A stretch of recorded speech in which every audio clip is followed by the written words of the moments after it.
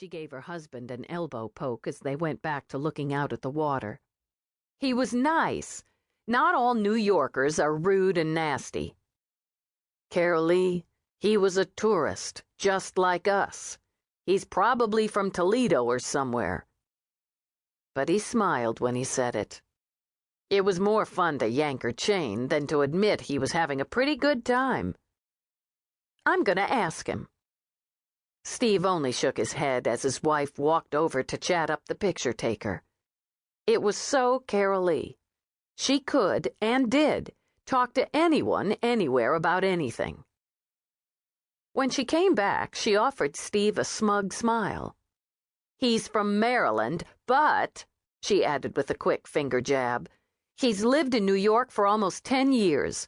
He's going over to Staten Island to visit his daughter. She just had a baby, a girl. His wife's been staying with them the past few days to help out, and she's meeting him at the terminal. It's their first grandchild. Did you find out how long he's been married, where and how he met his wife, who he voted for in the last election? She laughed and gave Steve another poke. I'm thirsty. She glanced down at her youngest. You know, me too. Why don't you and I go and get some drinks for everybody? She grabbed his hand and snaked her way through the people crowded on deck. Are you having a good time, Pete? It's pretty neat, but I really want to go see the penguins. Tomorrow, first thing. Can we get a soy dog? Where are you putting them? You had one an hour ago. They smell good. Vacation meant indulgence, she decided. Soy dogs it is. But I have to pee. Okay. As a veteran mother, she'd scoped out the restrooms when they'd boarded the ferry. Now she detoured to steer them toward the nearest facilities. And, of course, since Pete mentioned it, now she had to pee. She pointed toward the men's room. If you get out first, you stand right here. You remember what the ferry staff looks like? The uniforms?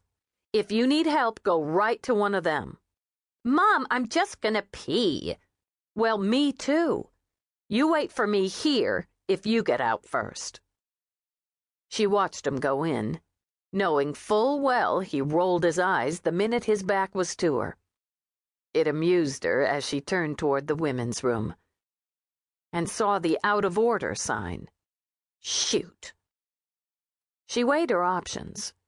Hold it until Pete came out, then hold it some more while they got the dogs and drinks because he'd whine and sulk otherwise, then make her way to the other restroom.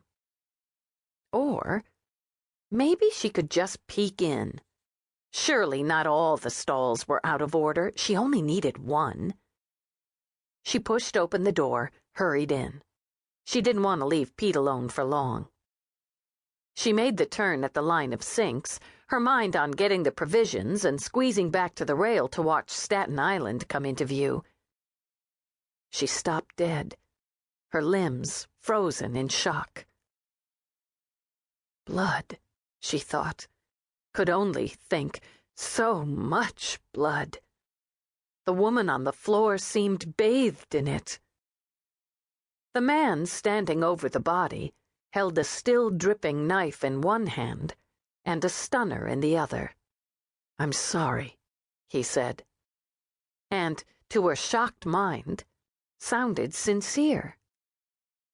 Even as Carolee sucked in the air to scream, took the first stumbling step back, he triggered the stunner. Really very sorry, he said, as Carolee fell to the floor. Racing across New York Harbor in a turbo wasn't how Lieutenant Eve Dallas expected to spend her afternoon. She'd played second lead that morning to her partner's primary role in the unfortunate demise of Vicky Trender, the third wife of the unrepentant Alan Trender, who'd smashed her skull with an inferior bottle of California Chardonnay.